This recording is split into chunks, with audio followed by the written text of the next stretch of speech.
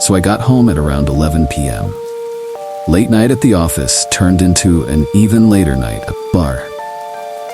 About 4 drinks deep at this point, and I'm tired, just about ready to fall asleep as I stumble through the doorway.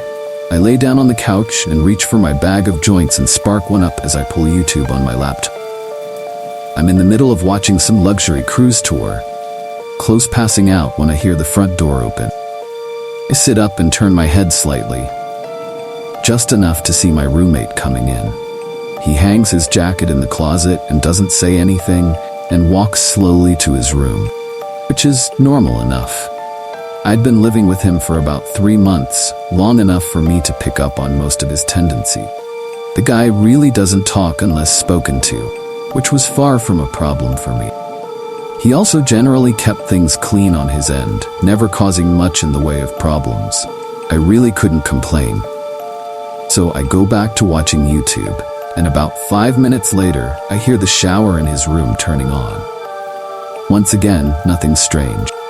At this point, I'm watching bare-knuckle boxing highlights with my eyes half open, maybe 1 or 2 minutes away from passing out.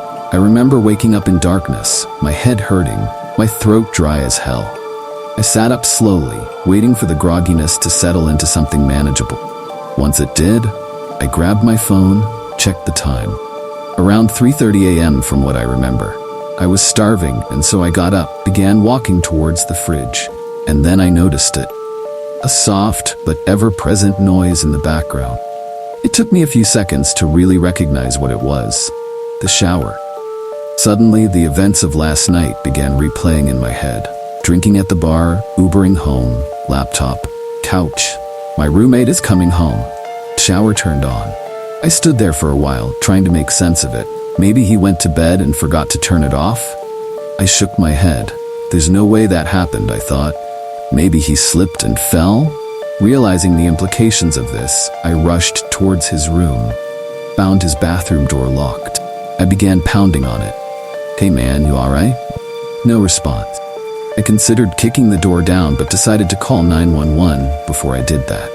I took my phone out, preparing to dial when I noticed that I had an unread text. One from my roommate. "Hey man, I couldn't sleep so I went over to my girlfriend's place. Not sure when I'll be back. Said 2 hours ago." I look at the bathroom door, then back down at my phone. Everything about this was wrong. First of all, my roommate barely texts me, and certainly never tells me that he's going out. Second of all, I know for a fact that he's single and has been for a while. And third of all, who the fuck was in the shower then? I tried calling him. No answer. Sent him some texts, but no response. I walked over to his desk and saw that his keys and wallet were still beside his laptop. My head's starting to spin at this point, and I get out of there, go back into the living room and turn on the lights. I'm pacing around in a circle, trying to follow the plot while also trying to ignore the shower, a noise that I never could have imagined being so dreadful in any context. Sometime later, I hear something vibrating on the kitchen counter. I move towards it and see that it's a phone. My roommate's. Panic begins setting in, and immediately I grab my keys and run out of the apartment. I make my way down the hall and take the stairs down to the lobby, but even that doesn't seem far enough away, and so I make my way over to the McDonald's across the street. I sat there for a while, considering calling the cops, but for some reason feeling too nervous to do so. But even though there's hardly anybody in there, the place begins to feel suffocating, and I decide to leave, walking back out onto the empty street. Almost immediately I get this feeling that I'm being watched. I feel my gaze drifting up and towards the apartment. Soon I'm looking at my balcony, and I see somebody standing there. A dark figure stood completely straight, stiff to the point where it nearly resembled a mannequin. But it isn't one. If I look closely, I can see it just slightly swaying. I froze in place, my mind hardly able to understand or accept what it was seeing. It's not my roommate. It's too tall. In fact, it's too tall to be anybody I know. Its head nearly scraping the bottom of the balcony above. No matter how hard I tried, I couldn't make out any of its detail. The darkness and distance may have been enough to explain that away.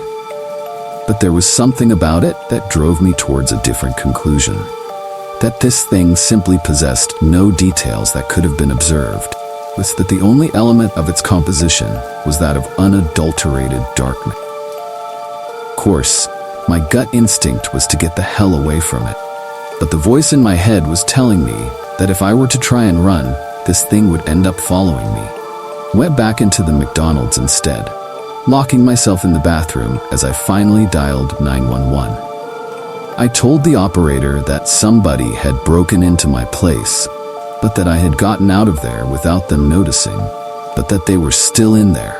It was the story that most accurately represented the situation without making me come across as batshit. The operator told me that they'd be sending somebody over for me to hang tight.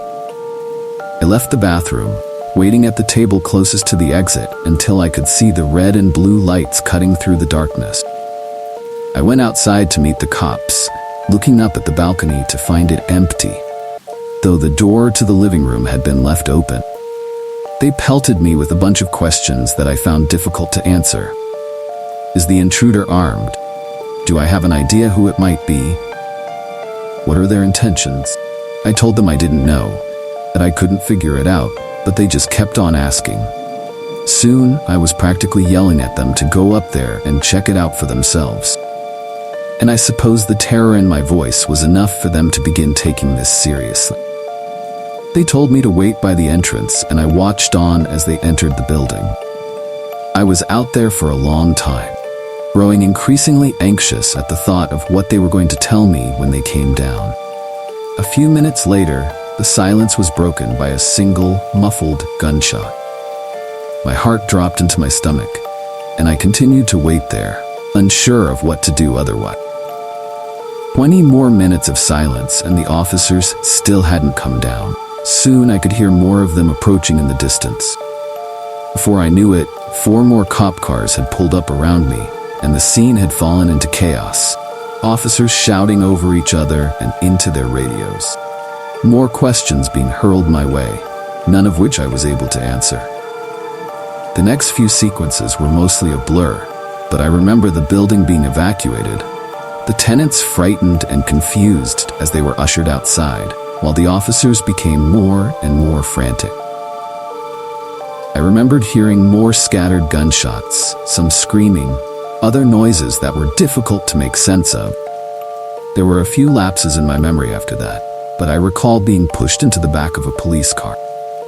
After being driven to the station, I was led into one of the interrogation rooms, where I found 2 nondescript men in suits waiting for me. They didn't introduce themselves and immediately went into a series of questions, each one more bizarre than the last. What company was your roommate employed by? What was the nature of his job? How many different people have been inside your apartment since your roommate moved in? Have you ever heard voices inside the apartment from the hours of midnight to 3 a.m.? Voices that did not belong to your roommate. Have you ever seen a circle of people standing outside of the apartment from the hours of midnight to 3 a.m.? People that were exceptionally tall? And one of the most unsettling ones, have you ever seen somebody standing at the foot of your bed upon waking up between the hours of midnight to 3 a.m., only for them to disappear moments later? If so, do you remember what they looked like? Any distinct features? As they continued probing me, my mind began conjuring up some of the strange shit that had happened after my roommate had moved in. Shit that I had written off as figments of my imagination, simply because I had no other explanation for them. I did hear the voices, always coming from the room next to mine where my roommate slept. I was always so tired when I heard them, but I do remember it either sounding like a young woman or a man with an extremely deep voice. I could never make out any words. It always sounded like gibberish. And then there was that one time where I went to the bathroom in the middle of the night. Still half asleep, I didn't bother turning the lights on as I entered, but as my eyes began adjusting to the dark, I could have sworn that somebody was already sitting on the toilet. Somebody extremely tall. Of course, when I turned on the lights, nothing was there. It was easy to chalk it up as a product of late-night drowsiness at the time, and I had never really thought about it since.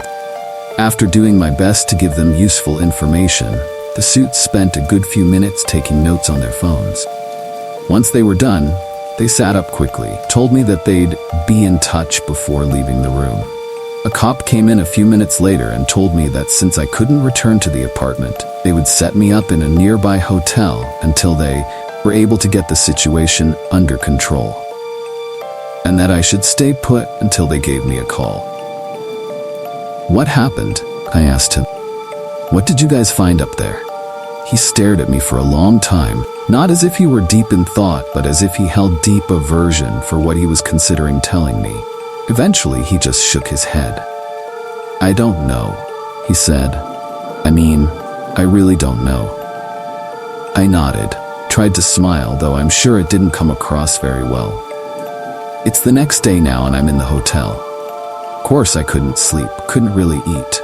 The officer hasn't called me yet. When I try searching up information about the evacuation on the internet, all I can find are articles claiming that it was due to a fire. Fucking fire. Update: I fell asleep and I just woke up. 1 a.m. now, and I can hear the shower.